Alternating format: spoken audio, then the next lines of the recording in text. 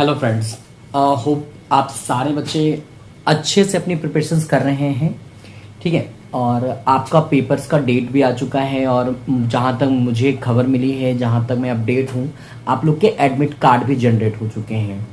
तो सबसे पहले तो सारे बच्चे को ऑल द बेस्ट, आपका पेपर बहुत अच्छा जाए।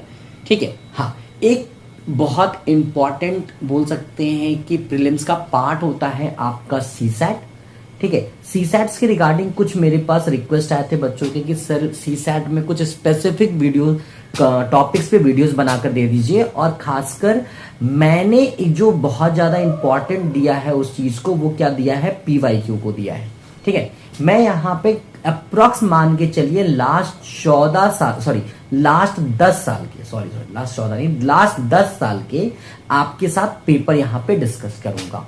ठीक है, अप्रॉक्स जो मैंने कवर किया है वो 2014 से 2024 तक का पेपर यहाँ पे हम डिस्कस करेंगे हर एक टॉपिक में। ठीक है, हर एक टॉपिक का हमारा फिक्स रहेगा कि पहले हम कॉन्सेप्ट समझेंगे, बहुत लिमिटेड वे में समझने की कोशिश करेंगे क्योंकि बहुत ज़्यादा टाइम है नहीं हमारे पास। ठीक है, बहुत स्पेसिफिक वे में समझने की कोशिश करेंगे चीज़ों को, और यहाँ से हम उम्मीद ये पूरी करते हैं कि हमारे सारे बच्चे, जितने भी बच्चे मुझे फॉलो कर रहे हैं या आपके जितने भी फ्रेंड हैं, ठीक है बेटा, जो इस बार 2025 में यूपीएससी का पेपर अटेम्प्ट करने जाएंगे, होप ऑल द बेस्ट कि आप सारे बच्चों के सी सैट के पेपर और इसके साथ साथ आपका जो प्रीलिम्स का पेपर है वो भी आपका बहुत अच्छा जाए। ठीक है बेटा, तो अब हम क्लास को स्टार्ट करते हैं। ठीक है, चलिए क्लास को स्टार्ट करते हैं। और जैसा मैंने आपको कहा, थोड़ा सा ना चीजों को हम इधर उधर डाइवर्ट नहीं करेंगे, कोई भी हंसी मजाक जैसी चीजें नहीं होगी। होप सो आप सारे बच्चे मेरे सीरियस बच्चे होंगे। तो फोकस करते हैं टॉपिक पे, और आज का जो मैं टॉपिक कवर कर रहा हूं वो कैलेंडर है।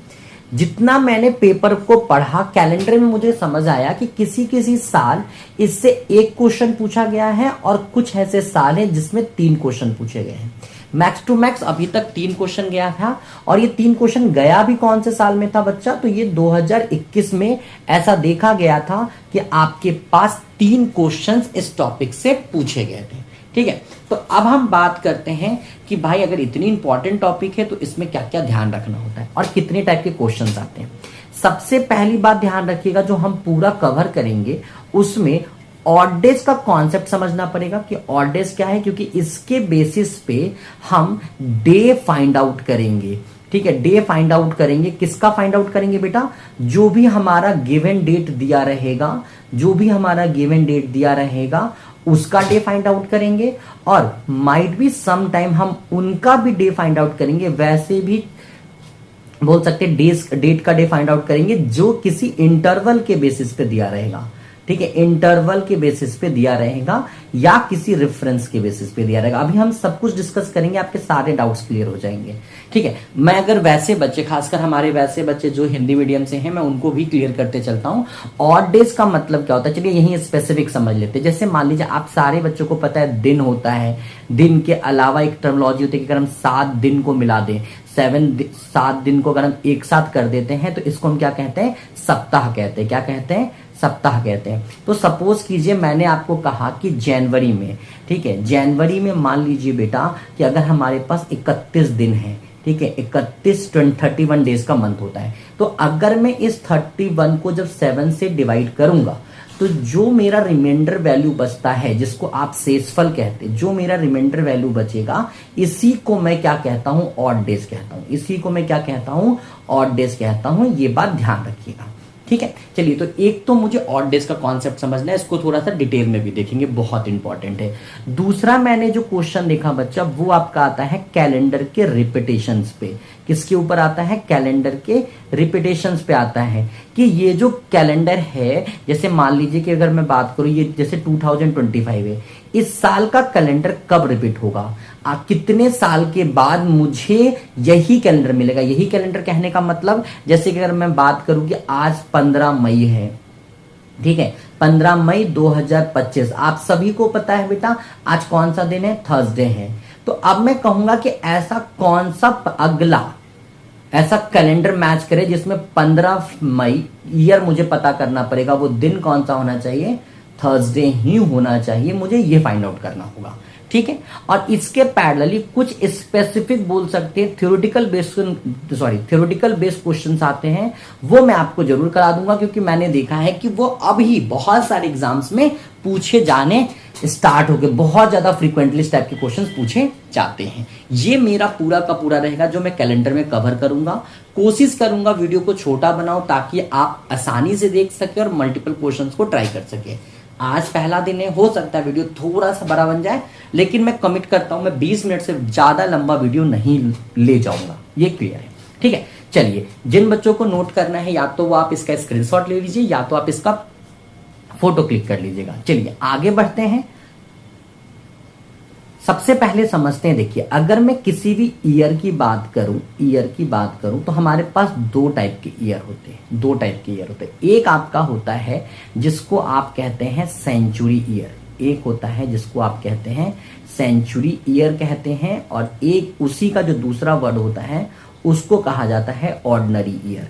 अब दोनों में क्या अंतर है वो समझ लीजिए। सेंचुरी ईयर कहने का मतलब ऐसा साल, ऐसा वर्ष जिसके प्रोनाउंसिएशन, जिसके उच्चारण में 100 के साथ खत्म होता है, या आप उसको ऐसे कह सकते हैं जैसे कि 2000 अभी कंप्लीट हुआ था, ठीक है, 1900, ठीक है, 1600, अभी जब अगला आने वाला जो शताब्दी है आपका 2100, इसको क्या कहते हैं हम सेंचुरी ईयर कहते हैं। ऑर्डिनरी ईयर किसको कहते हैं बेटा, जो करंट चल रहा है, जैसे 2025 ऑर्डिनरी ईयर है, अगला जो आने वाला है 2026 ये भी ऑर्डिनरी ईयर है, ठीक है, जो हमारा बीत गया 2024 वो भी ऑर्डिनरी ईयर है। आप में से बहुत सारे बच्चे होंगे जिनका डेट ऑफ बर्थ 2001 में होगा, वो भी ऑर्डिनरी ईयर है। तो ये सारे ईयर, ठीक है, जिसके एंड में 00 नहीं है, जिसके एंड में 00 नहीं है उसको हम क्या कहते हैं, ऑर्डिनरी ईयर कहते हैं, और जिसके एंड में 00 है उसको हम सेंचुरी ईयर कहते हैं। इतनी बात मेरे ख्याल से आपको समझ में आ गई होगी, ठीक है। अब एक और तरीका है जिससे हम ईयर को बाइफरगेट करते हैं, वो होता है, आप सारे बच्चे, मेरे ख्याल से आप सारे बच्चे को पता होगा, दो नाम होता है, एक होता है आपका लीप ईयर और एक होता है आपका नॉन लीप ईयर। एक होता है लीप ईयर और एक होता है नॉन लीप ईयर, ठीक है, एक होता है लीप ईयर, दूसरा होता है नॉन लीप ईयर, ठीक है बेटा। अब यहां पे एक बात समझिएगा, कैसे समझेंगे, कैसे हम कह सकते हैं कि दिया हुआ वर्ष, दिया हुआ साल लीप ईयर है, और कैसे कह सकते हैं कि नहीं है, ठीक है। अब आप एक बात हमेशा ध्यान रखिएगा, अगर मुझे सेंचुरी ईयर को लीप ईयर कहना है तो ये जो साल है ये 400 का डिविजिबल होना चाहिए। क्या होना चाहिए, 400 से डिविजिबल होना चाहिए। और अगर मैं ऑर्डिनरी ईयर की बात करूंगा तो वो किससे डिविजिबल होना चाहिए, 4 से डिविजिबल होना चाहिए, ठीक है। अब वापस से समझिए मैंने क्या कहा, अगर मैंने कहा कि कोई भी सेंचुरी ईयर, जैसे कि ले लीजिए अभी रिसेंट आपका जो कंप्लीट हुआ है सेंचुरी, वो 2000 है, ठीक है।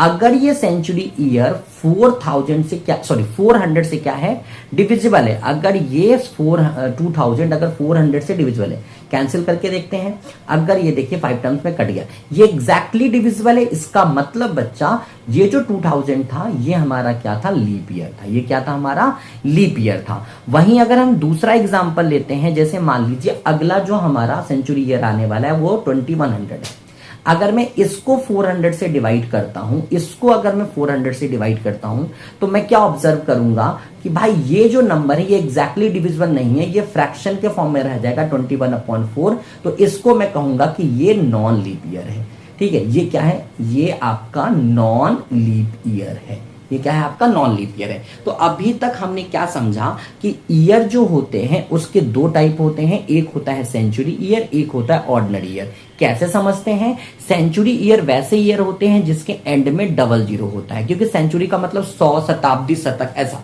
तो हम लोग को पता है, हम बोलते हैं ना, अभी जैसे रिसेंट में अगर मान लीजिए किसी मैच में देख लीजिए विराट कोहली ने सेंचुरी मारा, तो सेंचुरी करने का मतलब उसके रन कितने होते हैं, 100 होते हैं। डबल सेंचुरी मारा 200 तक, यानी कि वो 100 का मल्टीपल होता है। सेंचुरी ईयर कहने का मतलब वो 100 का मल्टीपल होता है, ठीक है। अच्छा, यहाँ पे ऑर्डिनरी ईयर में शायद मेरे ख्याल से स्पेलिंग एरर रह गया, ये ऑर्डिनरी में भाई आएगा, ठीक है। तो ऑर्डिनरी ईयर कौन होता है, जो सेंचुरी ईयर नहीं होते। फिर हमको ये भी समझना होता है कि लीप ईयर कौन होता है और नॉन लीप ईयर कौन होता है। तो बेटा मैंने आपको समझाया कि अगर हम सेंचुरी ईयर को चेक कर रहे हैं वो लीप ईयर है या नहीं है, तो उसके लिए 400 से चेक करना होता है। वही ऑर्डिनरी ईयर है, जैसे कि मान लीजिए 2025 हमारा करंट ईयर, 2025। तो 2025 क्योंकि ये ऑर्डिनरी ईयर है तो मैं इसको नॉर्मली 4 से डिवाइड करूंगा। आगे आने वाली वीडियो में जब मैं नंबर सिस्टम पे वीडियोस बनाऊंगा तो मैं वहां पे बताऊंगा कि बेटा 4 की डिविजिबिलिटी के लिए पूरा नंबर को डिवाइड करने की कोई नीड नहीं होती है, आप सिर्फ लास्ट के 2 प्लेस को डिवाइड कर दीजिए। लास्ट के 2 डिजिट को अगर आप डिवाइड करते हैं, अगर वो नंबर एग्जैक्टली डिविजिबल है, मतलब आप कह सकते हो कि वो नंबर 4 का डिविजिबल होगा, अदरवाइज वो नहीं होगा। तो यहां पे अगर मैं देखूं तो 4 के टेबल में 25 नहीं आता है, मतलब ये एग्जैक्टली डिवाइड नहीं करेगा, तो हम इसको कहेंगे कि ये नॉन लीप ईयर है। मतलब जो मेरा करंट ईयर चल रहा है ये क्या है, नॉन लीप ईयर है। और वहीं पे बच्चा अगर मैं आपको ये कह दूं कि जो साल अभी बीता है मेरा 2024, अगर मैं इसके लिए एक बात कहूं कि क्या ये लीप ईयर था, तो बेशक था। क्यों था भाई, इसलिए था क्योंकि इसका जो लास्ट का 24 है ये 4 का डिविजिबल होता है, तो इसको मैं क्या कहूंगा, लीप ईयर कहूंगा। इसको मैं क्या कहूंगा, लीप ईयर कहूंगा। ठीक है, अच्छा यहां से कंक्लूजन क्या निकला, हम कंक्लूजन ये निकालेंगे कि जब भी मेरा दिया हुआ वर्ष या साल लीप ईयर होगा, इसका मतलब वो 366 डेज का होगा, और इसमें बढ़ने वाला जो दिन होता है, जो नॉर्मल दिन से नंबर बढ़ता है, वो आपका चेंजेस फेब में आता है, और फरवरी में जो आपका मंथ होगा वो कितने का हो जाएगा, 29 का हो जाएगा। ठीक है, वहीं अगर मैं नॉर्मल ईयर की बात करूं, जिसको हम ऑर्डिनरी ईयर में नॉन लीप ईयर कहते हैं, वो आपका कितने दिन का होता है, 365 डेज का होता है। ठीक है, और यहां पे फैब कितने दिन का होगा, आपका 28 डेज का होगा। तो एक बात ध्यान रखिएगा, जो भी चेंजेस आते हैं लीप ईयर और नॉन लीप ईयर के केस में, वो सिर्फ आपके फैब के मंथ में आते हैं, बाकी किसी मंथ में कोई चेंजेस नहीं होते हैं। ठीक है, मेरे ख्याल से ये इंट्रोडक्शन था, ईयर किसको कहते हैं, नॉन लीप ईयर किसको कहते हैं, लीप ईयर का मतलब क्या होता है, कहाँ चेंजेस आते हैं, ये 366 डेज का जो साल हो जाता है उसमें कौन से महीने में दिन बढ़ता है, ये सब कुछ क्लियर होगा। बढ़ते हैं आगे। अब हम बात करते हैं कि भाई जो हमारा ऑड डेज होता है, ठीक है ना, उसका क्या लॉजिक है और उसको हम कैसे समझेंगे।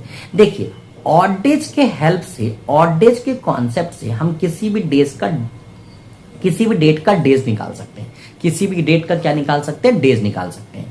ठीक है, जैसे कि मान लीजिए आप सभी को पता करना होता है कि एक सबके अंदर में ना एक्साइटमेंट होता है कि मुझे अपने बर्थडे का डेट पता करना है। जब हम लोग नॉर्मल अपने सेशंस में, लाइव सेशंस में क्लासेस करते रहते हैं, तो बच्चे बोलते हैं कि सर मैं अपने बर्थडे का क्वेश्चन वो निकाल रहा हूँ, डेट ऑफ बर्थ निकाल रहा हूँ। आप भी ट्राई कर सकते हैं, जब सीख लेंगे एक बार तो आप भी बेशक ट्राई कर सकते हैं कि जिस दिन आपका डेट ऑफ बर्थ है वही दिन सॉल्यूशंस के बाद भी आपको डे मिलेगा। ठीक है, तो सबसे पहले मैं ऑड डेज का लॉजिक समझते हैं। भाई ऑड डेज होता क्या है, देखो मैंने जैसे कहा कि अगर मान लीजिए एग्जाम्पल के तौर पे जनवरी लेता हूं, जनवरी में टोटल 31 डेज होते हैं। टोटल कितने होते हैं, 31 डेज होते हैं। इस 31 को अगर मैं 7 से डिवाइड करता हूं, तो जो भी मेरा रिमाइंडर वैल्यू आएगा, मतलब जो 3 आएगा, जो रिमाइंडर 3 आएगा, ठीक है बेटा, ये क्या कहलाएगा कि जो हमारा जनवरी है, अगर मैं पूछूं जनवरी में कितने ऑड डेज हैं, तो आप कहेंगे सर जनवरी में 3 ऑड डेज है। कितने ऑड डेज हैं सर, जनवरी में 3 ऑड डेज हैं। ठीक है, उसी प्रकार अगर बच्चा मैं फैब की बात करूं, तो ये अभी फिलहाल मैं फैब को 28 का लेके चलता हूं, फिर मैं 29 भी सॉल्व करूंगा। ठीक है, 28 डेज लेके चलते हैं। अगर मैं 28 डेज कहता हूं तो 28/7 करने पे मुझे रिमाइंडर की वैल्यू कितनी मिलेगी, 0 मिलेगी। रिमाइंडर की वैल्यू कितनी मिलेगी, 0 मिलेगी। ध्यान रखिएगा, क्वेश्चन नहीं फाइंड आउट कर रहे हैं, रिमाइंडर मतलब शेषफल निकाल रहे हैं। ठीक है ना, हम क्या निकाल रहे हैं, यहाँ पे शेषफल निकाल रहे हैं। तो यहाँ पे फैब में रिमाइंडर की वैल्यू कितनी है, 0 आई, मतलब यहाँ पे ऑड डेज कितना होगा, 0 ऑड डेज होगा। क्या होगा, 0 ऑड डेज होगा। ठीक है, उसी प्रकार अगर मान लीजिए वापस से, अगर मान लीजिए मैंने 29 डेज का फैब देख लिया, मतलब जिस समय लीप ईयर होता है, तो बच्चा उस समय आप क्या देखेंगे, 29 को हम जैसे ही 7 से डिवाइड करेंगे, हम ऑब्जर्व करेंगे कि रिमाइंडर की वैल्यू कितनी आ रही है, मेरी 1 आ रही है। मतलब एक ऐसा कंडीशन है कि फैब में मेरे पास 1 ऑड डे हो सकता है, 1 ऑड डे हो सकता है। अब यहीं पे नोट कर लीजिएगा, ये आपका जो होता है, ये होता है आपका नॉन लीप ईयर होता है, और ये जो होता है आपका लीप ईयर होता है। ठीक है, एक और कोई मंथ ले लेते, जैसे मान लीजिए हमने 31 का ले लिया, 28 ले लेते, मान लीजिए जैसे अप्रैल का ले लेते, ये हमारा 30 का होता है। अप्रैल की बात करें बेटा, तो ये कितने दिन का होता है, 30 डेज का होता है। ठीक है, 30 डेज का होता है बच्चा, मतलब मैं अगर 30 को 7 से डिवाइड करता हूं, तो मेरे पास रिमाइंडर की वैल्यू कितनी आएगी, 2 आएगी। तो मैं कह सकता हूं कि अप्रैल में मेरे पास ऑड डेज कितना होगा, 2 ऑड डेज होगा। अब देखो, इसको किसी भी बच्चे को रिमेंबर करने की आवश्यकता नहीं है। कोई भी बच्चा इतना मत सोचो कि सर ने इतना बहुत बड़ा कंटेंट लिख दिया, याद करना पड़ेगा। कुछ नहीं याद करना है बेटा। आप सभी मेरे सारे प्यारे बच्चों को ये बात पता है, ठीक है, मेरे सारे नन्हे मुन्ने बच्चों को ये पता है बेटा कि आपका जो मंथ होता है पूरे साल में या तो 31 डेज का होता है, ठीक है, या तो 30 डेज का होता है, या तो 29 या तो 28 होता है, ठीक है। और कभी भी ऑड डेज निकालना है ना, कभी भी ऑड डेज निकालना है, किसी भी वैल्यू को आपको सिर्फ हमेशा किससे डिवाइड करना है, 7 से। अब बहुत बच्चों के दिमाग में ये बात आई होगी, आखिर आपने 7 से ही क्यों डिवाइड किया, आपने 8 से क्यों नहीं किया, आपने 9 से क्यों नहीं किया? क्योंकि भाई 7 डे का आपका क्या होता है, वीक होता है। 7 डे का क्या होता है, आपका एक वीक होता है। तो जब भी अगर मैं बात करूं कि 31 डेज में कितने ऑड डेज है, मतलब वीक को कंप्लीट करने के बाद कितना एक्स्ट्रा डे बच जाता है आपके पास, कितना एक्स्ट्रा डे रह जाता है। तो अगर मैं 31 डेज में जनवरी की ही बात करूं स्पेसिफिक, तो बच्चा आप सभी को पता है इसमें 4 वीक्स होते हैं और 3 डेज आपके पास एक्स्ट्रा होते हैं। इस 3 डेज को हम यहां पे भी क्या मान रहे हैं, ऑड डेज मान रहे हैं। इसी को हम क्या मान रहे हैं, यहां पे ऑड डेज मान रहे हैं। मेरे ख्याल से ये सारी बातें अभी तक आपको क्लियर हो गई होगी, ठीक है। चलिए आगे बढ़ते हैं, अगले स्लाइड पे चलते हैं।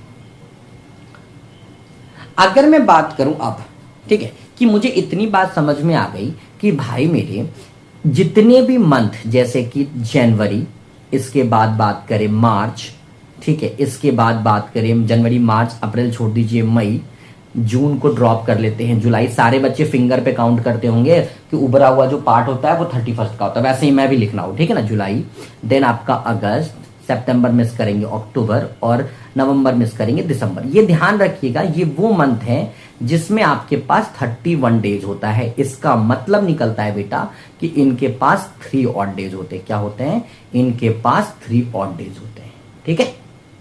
चलो अगली बात करते हैं, जो हमारा बच गया। अच्छा, यहां पे एक और बात समझ में आया कि 7 ऐसे मंथ हैं जिसके पास 31 डेज होते हैं। अब हम बात करते हैं वैसे मंथ में जो 30 डेज के होते हैं, जिसमें सबसे पहले आपका अप्रैल आएगा, मई तो ऑलरेडी हमने वहां लिख दिया, फिर आपका जून आएगा, जुलाई अगस्त वहां चला गया है, यहाँ पे आपका सितंबर आ जाएगा, अक्टूबर वहां है आपका, और ये नवंबर आ जाएगा।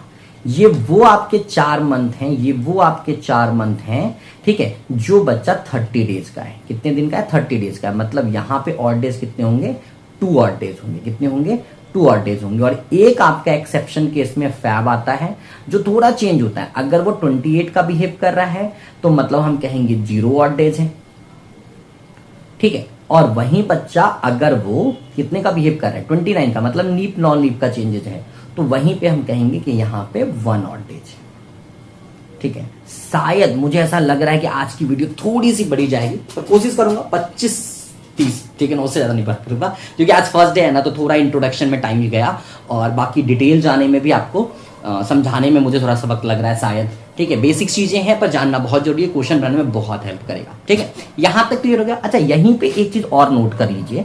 अगर मेरे प्यारे बच्चों, आप सभी को पता होगा, आप सभी को पता होगा कि एक साल में अगर मैं बात करूं तो 52 वीक्स होता है, ठीक है। कितने वीक्स होते हैं, 52 वीक्स होते हैं। तो अभी हमने 2 टाइप के ईयर पढ़े, एक होता है हमारा नॉन लीप ईयर और एक होता है हमारा लीप ईयर। तो ध्यान रखिएगा, नॉन लीप ईयर में आपके पास 1 ऑड डेज होता है। कितना होता है, 1 ऑड डेज होता है, ठीक है। और लीप ईयर में आपके पास 2 ऑड डे होता है, ठीक है। अब यहीं पे एक बात मैं आपको एक्सप्लेन करके बता देता हूं। जैसे मान लो कि मैं इसी को एक्सप्लेन कर देता हूं, 366 होता है। अगर मैं 366 को 7 से डिवाइड करूं तो 7 5 जा 35, 16 हो जाएगा, 7 2 जा 14। तो भाई इतना तो आपके पास वीक हो गया, और रिमाइंडर कितना बच रहा है, यहाँ पे 2 बच रहा है, ठीक है। तो 2 आपका क्या हो गया, ऑड डेज हो गया, ठीक है। 2 आपके लिए क्या हो जाएगा, ऑड डेज होगा। और वहां पे 365 होता है तो वहां पे 1 बचता है। ये बस इतना ही लॉजिक समझना था, इसके अलावा ऑड डेज में कुछ भी एक्स्ट्रा समझने की आपको आवश्यकता नहीं पड़ेगी। अब हम डायरेक्ट आते हैं क्वेश्चंस पे, ठीक है। उससे पहले शायद एक बार सेंचुरी वाला कॉन्सेप्ट और समझा दूं मैं। देखो, जैसे अगर बच्चा मैं बात करूं पहले 100 साल की बात करता हूं, जैसे मान लीजिए 1 to लेके 100, पहले 100 साल की बात करूं, थोड़ा इसको समझना, ये जरा इंपॉर्टेंट है। फर्स्ट अगर मैं 100 की बात करूं बेटा, तो मुझे क्या समझ में आ रहा है कि सर 1 से लेके 99 तक तो मेरा ऑर्डिनरी ईयर है, और लास्ट का ये 100 जो है ये मेरा सेंचुरी ईयर है, ठीक है। और आप सभी को पता है कि सेंचुरी ईयर को 400 से डिवाइड करना पड़ता है, तो समझ में आता है ये लीप ईयर है या नहीं। और ये 100 400 का डिविजिबल नहीं है, मतलब ये वाला मेरा क्या है, नॉन लीप ईयर हो गया। तो मतलब यहां से एक नॉन लीप ईयर मिल गया आपके पास। वापस से सुन लीजिए, मैंने कहा कि 1 से 100 की अगर मैं स्टडी करूं तो 1 से लेकर 99 तक ये तो मेरा ऑर्डिनरी ईयर होगा, क्योंकि ये 100 का मल्टीपल नहीं है। और ये लास्ट 100 जो है वो सेंचुरी ईयर माना जाएगा। सेंचुरी ईयर लीप ईयर है या नहीं है, इसके लिए 400 से डिवाइड करते हैं, क्योंकि ये 400 का डिविजिबल नहीं है, मतलब मैं इसको नॉन लीप ईयर मानूंगा। ठीक है, अब 1 से लेकर 99 तक में बच्चा, अगर मैं बात करूं कितने लीप ईयर कितने नॉन लीप ईयर, तो मैं यहां पे अगर इसको थोड़ा सा एक्सप्लेन करने की कोशिश करूं तो यहां पे आपके पास जो नॉन लीप ईयर होंगे और जो लीप ईयर होंगे, ठीक है, नॉन लीप ईयर जो होंगे ये आपके पास 75 होगा और जो लीप ईयर होगा वो आपके पास 24 होगा। अब ये आया कैसे वो समझिए। आप सभी को पता है हर 4 का मल्टीपल लीप ईयर होगा। तो पहला जो 1 से लेकर 99 में पहला वो ईयर जो 4 का मल्टीपल है वो क्या होगा, 4। और जो लास्ट है वो क्या होगा आपके पास, 96। वो क्या होगा, 96। मेरे ख्याल से मेरे सारे बच्चों ने एपी जब पढ़ा होगा तो वहां पे एक टर्मिनोलॉजी पढ़ा होगा कॉमन डिफरेंस का, और वो फॉर्मूला क्या होता है, last term minus first term upon में कॉमन डिफरेंस प्लस 1, ताकि मुझे पता चल सके। अच्छा, यहाँ पे एक चीज गलत लिख दी मैंने, यह कॉमन डिफरेंस का फॉर्मूला नहीं होता है, ये नंबर ऑफ टर्म का फॉर्मूला होता है, ये नंबर ऑफ टर्म का फॉर्मूला होता है। Common last term minus first term upon में डिफरेंस प्लस 1। ठीक है, अब लास्ट टर्म कितना है मेरे पास, 96। फर्स्ट टर्म कितना है मेरे पास, 4 अपॉन में कितने का डिफरेंस चल रहा है, मैं 4 के डिफरेंस पे ले लो, +4 सॉरी अपॉन 4 प्लस 1। इसको सॉल्व कर लीजिए, 92 अपॉन 4 प्लस 1, इसको सॉल्व कर लीजिए बेटा, 23। आपकी वैल्यू कितनी हो गई, 24 हो गई। कितनी हो गई, 24 हो गई। ठीक है, मैं पूरा आपको बेसिक से टॉप तक कवर करूंगा, रिलैक्स रहना, कुछ भी नहीं छूटेगा और एक सिंगल क्वेश्चन भी मिस नहीं होगा, कुछ भी नहीं छूटेगा, रिलैक्स रहिएगा। ठीक है, चलो, तो मुझे क्या समझ में आया कि पहले अगर मैं इसको कॉन्सुलेट करूं तो पहले 100 साल में, 1 से लेके अगले 100 साल तक में, पहले 100 साल में मेरे पास लीप ईयर की जो वैल्यू आ गई, यहां नॉन लीप ईयर लिखे तो चलो नॉन लीप ईयर दोनों को कंबाइन कर लेते तो 76 नॉन लीप ईयर हो जाएंगे और लीप ईयर कितने हो जाएंगे मेरे पास, 24। ठीक है, अब यहीं पे थोड़ा और इसको समझने की कोशिश करते हैं। नॉन लीप ईयर में अभी जस्ट हमने पढ़ा था कि एक ऑड डेज होता है। अगर एक ऑड डेज होता है मतलब हर एक साल में एक एक ऑड डेज मिला होगा, तो 76 ईयर में 76 ऑड डेज होगा। वहीं अगर मैं लीप ईयर की बात करूं, यहां पे 2 ऑड डेज मिल रहा है तो 24 मल्टीप्लाई बाय 2 कर दो तो यहां पे 48 ऑड डेज होगा। ठीक है, अब जरा टोटल ऑड डेज को काउंट कर लो, 8 6 14 प्लस 1 24, यानी पूरे 100 साल में मुझे जो कलेक्ट हुआ है वो मेरा 124 ऑड डेज हुआ है। अब एक बात ध्यान रखिएगा, अगर आपका ऑड डेज 7 से ज्यादा है तो 7 से डिवाइड कीजिए और वहां से रिमाइंडर पिकअप कीजिए। अगर बच्चा मैं इस 124 को 7 से डिवाइड करूंगा तो मुझे 5 रिमाइंडर की वैल्यू मिलेगी। मतलब मैं ये कह सकता हूं कि पहले 100 साल में जो, अब यहां पे इंफॉर्मेशन मुझे ध्यान रखना है वो क्या, कि पहले 100 साल में नंबर ऑफ ऑड डेज कितना हुआ, 5 हुआ। ठीक है, नंबर ऑफ ऑड डेज कितना हुआ, 5 हुआ। ठीक, तो भाई अगला 101 से लेके 200 तक मैं अगर काउंट करूंगा तो सेम चीज मिलेगा। ठीक है, कि 200 आपका क्या कहलाएगा, सेंचुरी ईयर कहलाएगा, लेकिन वो आपका नॉन लीप ईयर है, तो पूरा कॉन्सेप्ट जो चलेगा वो उसी तरह से चलेगा। अगर पहले यहां पे 2 मिनट रुकिएगा, इसको पहले 100 साल का नहीं करना है, 1 से लेके 200 तक का लिखना है। ठीक है, तो अगर मैं पहले 200 साल की बात करूं तो 5 इसका 5 इंटू 5 2, मतलब टोटल 10, और 10 को अगर मैं वापस से 7 से डिवाइड करता हूं तो मुझे यहां पे 3 ऑड डेज मिलेंगे। ठीक है, उसी प्रकार अगर मैं पहले 300 की बात करता हूं तो 5 मल्टीप्लाई बाय 3, हर साल 3 3 5 5 मिले होंगे, तो मतलब 15 को अगर मैं 7 से अगेन डिवाइड करता हूं तो मेरे पास 1 ऑड डेज बचेगा। और अगर मैं पहले 400 साल की बात करता हूं तो बोलेंगे सर 5 इंटू 4, लेकिन ध्यान रखिएगा इसमें +1 भी होगा। अब बात आती है +1 क्यों है, एक एक्स्ट्रा कहां से आया। तो ध्यान रखना, जो जब मैं 1 से 400 की बात कर रहा हूं तो रेंज मैंने जब 400 वाला लिया है तो उसमें 400 आपका लीप ईयर है, तो मतलब एक ऑड डेज आपके पास ज्यादा आना चाहिए। अब बच्चे बोलेंगे सर अभी तक तो आप बोल रहे थे लीप ईयर में 2 लेना है, तो आप 1 क्यों ले रहे? क्योंकि बेटा अभी तक हम सेंचुरी को क्या मान रहे थे, नॉन, तो ऑलरेडी हम 1 काउंट करते आ रहे थे, एक एक्स्ट्रा काउंट कर रहे थे। लेकिन जैसे हम इसको बोले कि भैया नहीं वो तो लीप ईयर है, तो लीप ईयर में 2 ऑड डेज आना चाहिए, नॉन लीप ईयर के कारण हम उसको और 1 ऑड डेज ऑलरेडी मान रहे थे, तो मतलब वहां से सिर्फ हमारे पास 1 की वैल्यू घट रही है, तो यहां से ये 21 हो जाएगा, और 21 का मतलब 0 ऑड डेज। सॉरी यहाँ पे एक ओ लिखने के कारण वो मिस हो गया, ठीक है, ये हो जाएगा आपका 0 ऑड डेज, 0 ऑड डेज। ठीक, तो आपका जो बोल सकते हैं जो आज की क्लास का निष्कर्ष है वो बस इतना ही है कि पहले 100 साल में 5 ऑड डेज होते हैं, पहले 200 साल में 3 ऑड डेज होते हैं, पहले 300 साल में 1 ऑड डेज होता है, और पहले 400 साल में 0 ऑड डेज होते हैं। आज की क्लास यहीं कंप्लीट करता हूं, अगले क्लास में मैं इसके ऊपर क्वेश्चन बनाऊंगा। उम्मीद करता हूं सारे बच्चे वीडियोस को एक बार अच्छे से देख के आएंगे ताकि आपको कल क्वेश्चन करने में कोई भी प्रॉब्लम नहीं आए। आज के लिए इतना ही गाइस, और प्लीज वीडियो में बने रहिएगा। कोई भी डाउट होता है आप फ्री हैं कमेंट बॉक्स में पूछने के लिए। हाँ, आप मुझसे अगर कनेक्ट होना चाहते हो तो मैं उसके लिए आपको कुछ पॉइंट्स बता देता हूं। आपके स्क्रीन पे यहाँ पे एक नंबर दिख रहा है 8439868063, इसको आप डायरेक्टली व्हाट्सएप पे सर्च कर सकते हैं, इससे आपको व्हाट्सएप चैनल मिल जाएगा, आप वहां से कनेक्ट कर सकते हैं मुझसे, पर्सनल व्हाट्सएप मैसेज भी कर सकते हैं अगर आपकी कोई क्वेरी होती है apart from this lecture also. ठीक है, अगर आप मुझे आपको कुछ बल्क में क्वेश्चन चाहिए तो आप डायरेक्ट मेरे GPA_India इंस्टाग्राम को विजिट कर सकते हैं, वहां पे बहुत सारे पोस्ट मैंने GPA CSAT के क्वेश्चंस के कर रखे हैं। ठीक है, मेरा खुद का कोचिंग पटना में चलता है, इसके अलावा अभी राइट नाउ में मैं ग्रेटर नोएडा में हूं।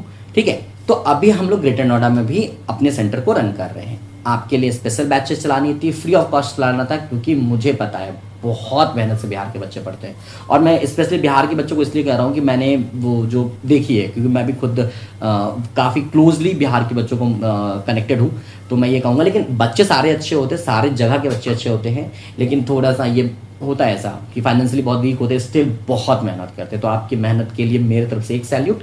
और गाइज आज के लिए इतना बहुत है, थैंक यू सो मच।